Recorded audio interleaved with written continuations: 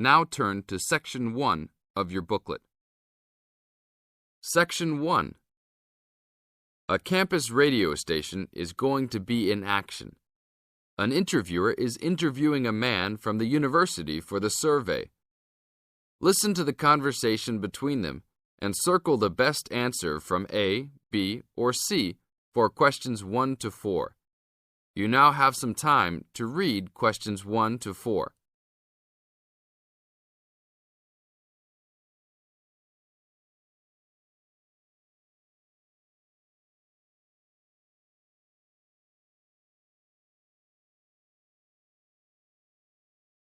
You will see there is an example which has been done for you. On this occasion only, the conversation relating to this will be played first. Excuse me, I'm conducting a campus survey. Would you have time to answer a few questions? What's it all about?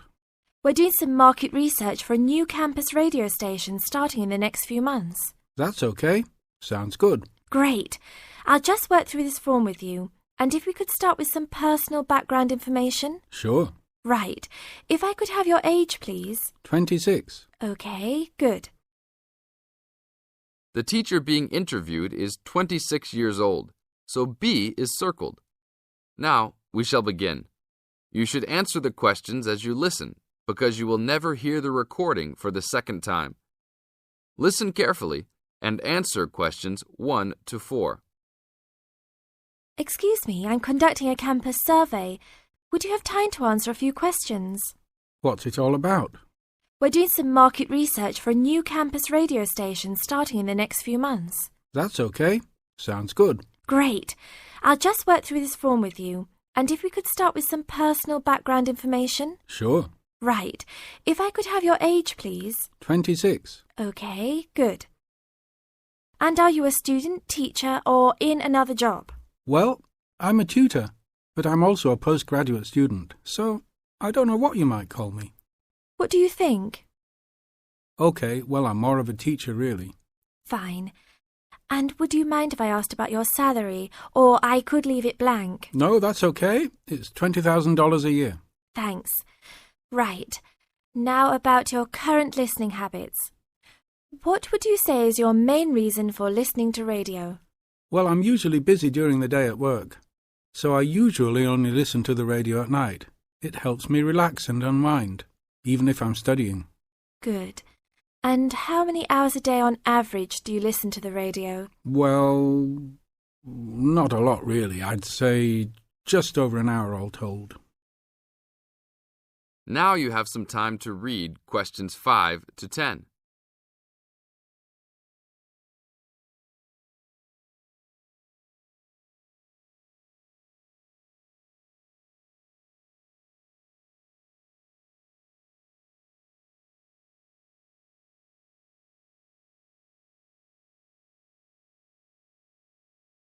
Now listen to the second part of the interview and answer questions 5 to 10. So, what are the 2 main times of the day that you listen to the radio? Well, for a little while around breakfast time, and then it tends to be later, after dinner, when I've finished any serious work I need to do. And what sort of radio programs do you like? I like the news, but I also like classical music. It helps me to relax. Fine. And turning to the new campus station, which type of programs would you prefer? I think the existing radio stations cater for my need for news. So I'd like to see programs about local information, providing a service to the campus community. And in the same vein, perhaps more for academic viewers, some lectures or relevant programs. I see. And if you had to give the new director some specific advice when they set up the station, what would you tell them? I think I'd advise them to be careful about the quality of the broadcasts. The sound system. There are a lot of radio stations and people can change their loyalty quickly if it doesn't meet their needs. I think they should do more of these kinds of interview too, talking with existing and potential customers. Oh, I'm pleased you think it's useful. Certainly, yeah. Good. Now, this station will not be fully funded by the university. So how often do you think it is tolerable to have adverts? I think, well, out of that list I'd say every quarter of an hour. Of course, that's providing they don't last for 10 minutes each time. Oh, quite. And are you interested in attending any of the special promotions for the new station? Yes, I'd be happy to, as long as they're held on the campus or nearby. OK, I'll note that down. And finally, may we put you on our mailing list? Well, I'd prefer not, except for the information about the promotions you just mentioned. OK. Can I have your name and address? Of course. I have a card I can give you. Oh, great. And thanks a lot for your time, and we look forward to seeing you. Yeah, sure. Thanks. This is the end of Section 1. Now you have half a minute to check your answers.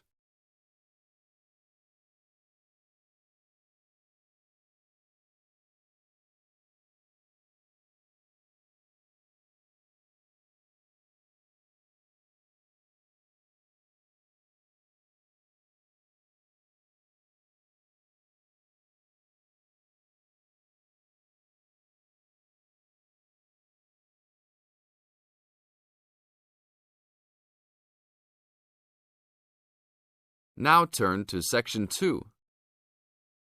Section 2. You are going to hear a talk given by Madeline. She is going to introduce the recreational facilities on campus and in town. First, you have some time to look at questions 11 to 20.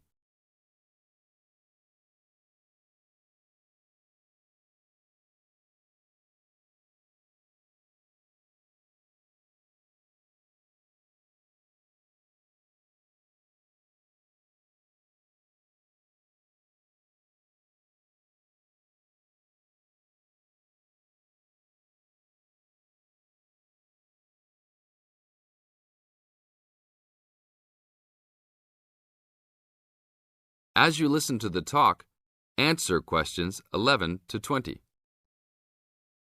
Well, good morning, everybody.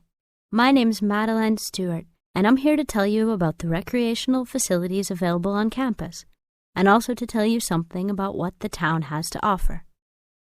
You may already know that your Students' Union membership also includes membership of the Sports Union, which provides a range of sporting and recreational facilities on campus, much the same as those in most British universities.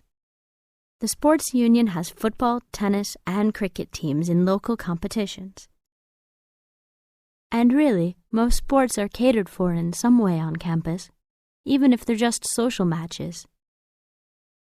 In the building itself, there are fitness classes and a full gym, including weights. The Sports Union can also provide cheap tickets to some major sporting events. And to keep you up to date with everything available, there's a weekly newsletter distributed around the campus. You should check this to find out the names and phone numbers of the contact people for each sport or activity you're interested in. Yes, did you have a question? Yes, apart from what you've just said, does the Sports Union offer individual help in any of its activities, for example, in getting fit and healthy? Yes, we do.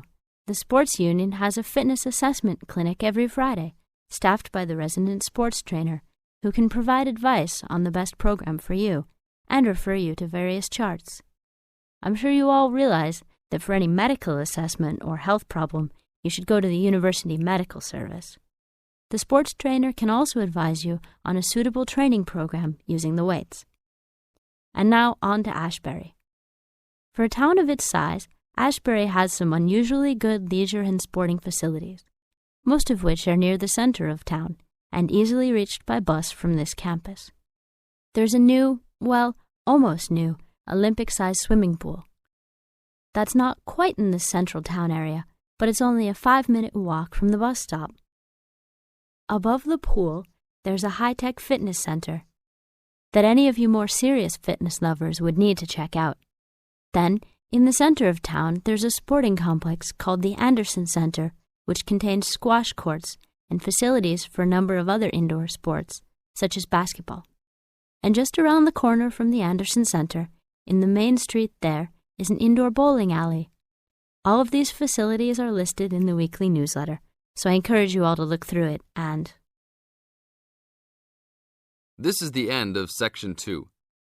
Now you have half a minute to check your answers.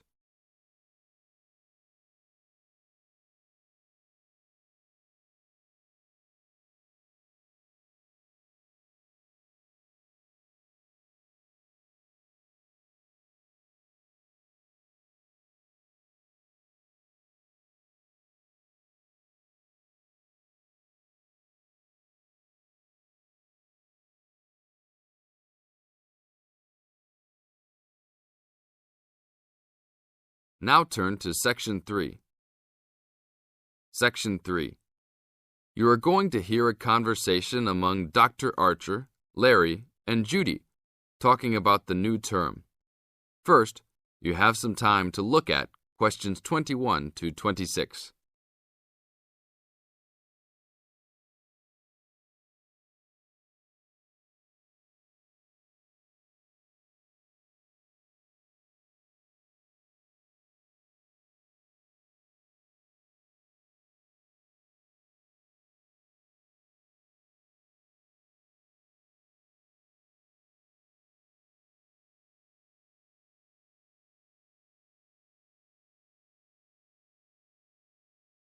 Now listen carefully to the first part of the conversation and complete the notes and table below.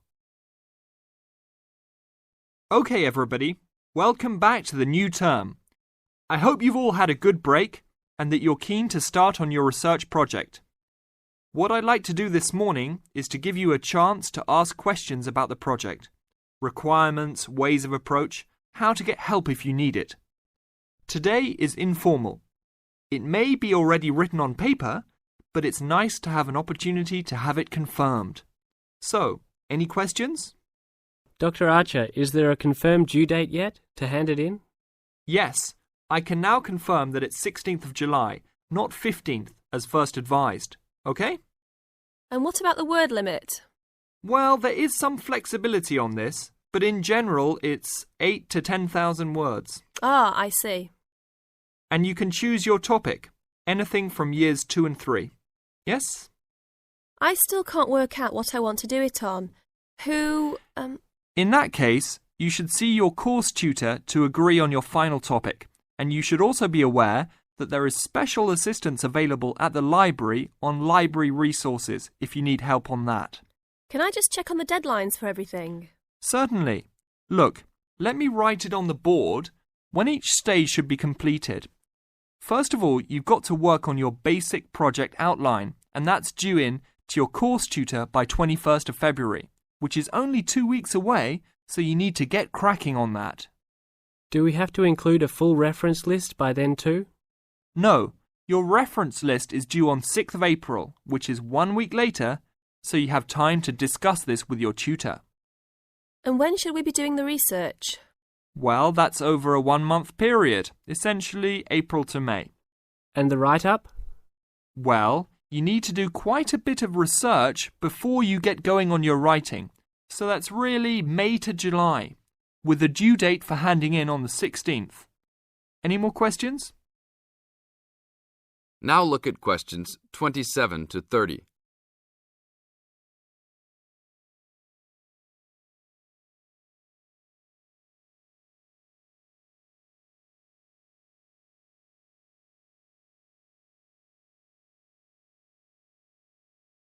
Listen to the second part of the talk and match A, B, or C with questions 27 to 30. Well, sir, just some advice really. It's about the research approach. Would you advise us to use some case studies? Well, Larry, I know these can be difficult to arrange sometimes, but I really feel they are of great benefit in this subject. You can always talk to your tutor if you're having difficulty. Yes? I've looked over some previous research projects that are in the library. Is that a good idea, sir? I heard. Okay. I don't think you should go through them in detail, especially at this early stage, or you might end up being influenced by them more than you realise. But yes, it really is about the best guide you can have to what's required to what's expected in this type of project. Sorry, Judy, I butted in on you. That's all right. It's just that I noticed one project was a joint one. They work together as a pair. Is that a good idea? Yes, I remember that paper. Working in a pair can have some advantages, but to be frank, this is meant to be an individual project, so it's best to work on your own.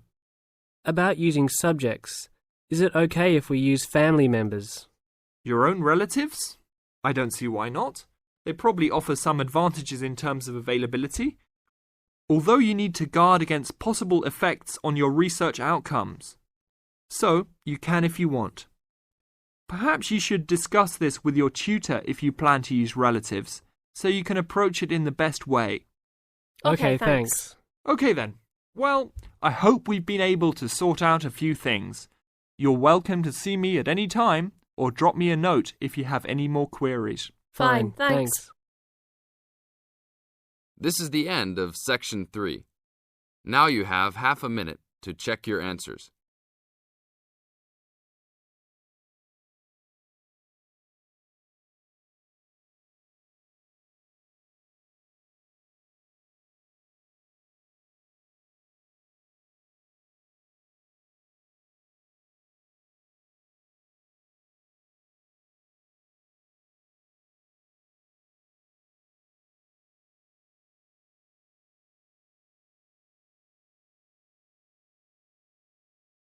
Now turn to Section 4.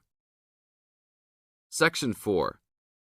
You are going to hear a lecture about the geographic information about Australia. You now have some time to read questions 31 to 40.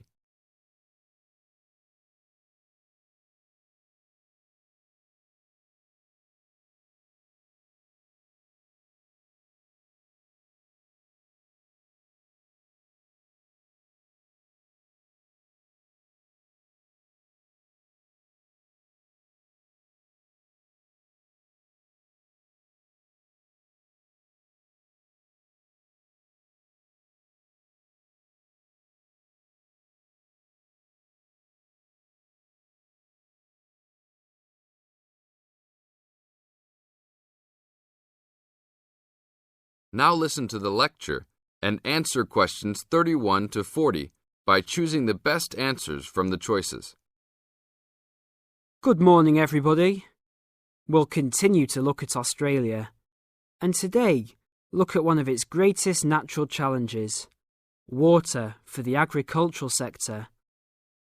As the only nation to occupy an entire continent, Australia has a unique environment, with much of it very flat and dry. One notable feature of the Australian continent is that it is the lowest of the continents. The average elevation is less than 300 metres, compared with the world's mean of 700 metres, and its highest mountain is only 2,228 metres, so it is overall a very flat country.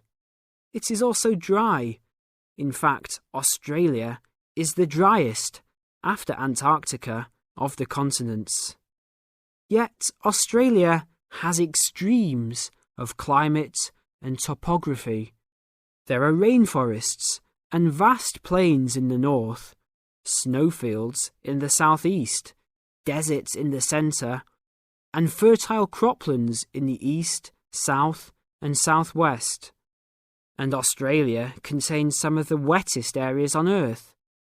In western Tasmania and on the northern Queensland coast, but half of the continent has an annual rainfall of less than 300 millimetres each year, and only 20% has more than 600 millimetres each year.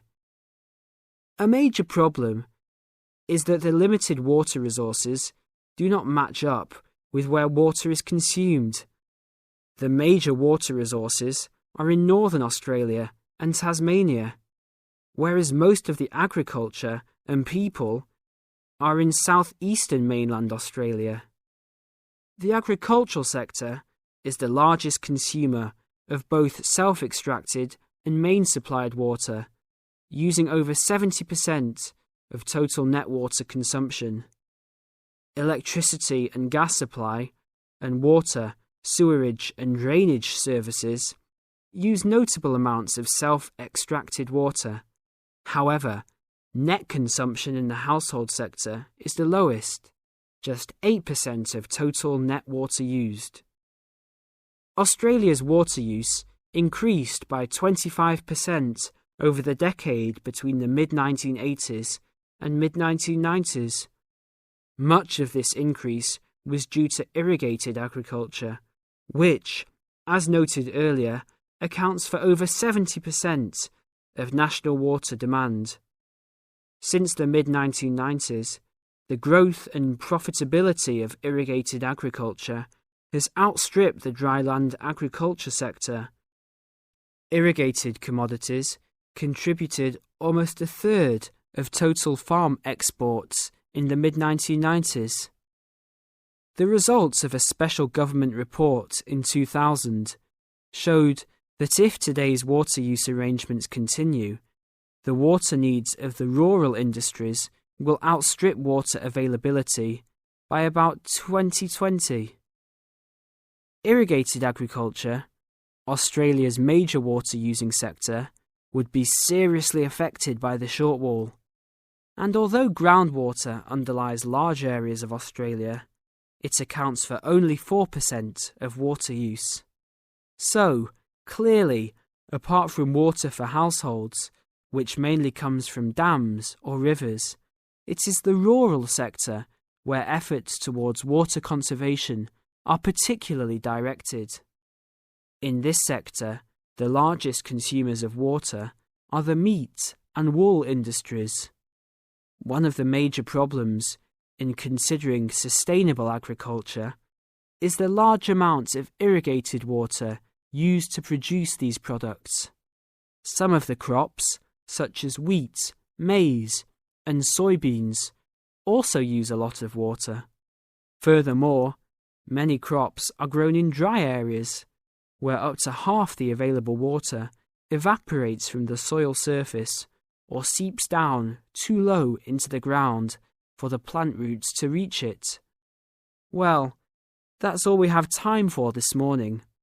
You will be able to do further study on this topic in the library, and I have a handout here with references for those who want to come out to the front to collect it. Next week, we'll look at outback farming and... This is the end of Section 4. You now have half a minute to check your answers.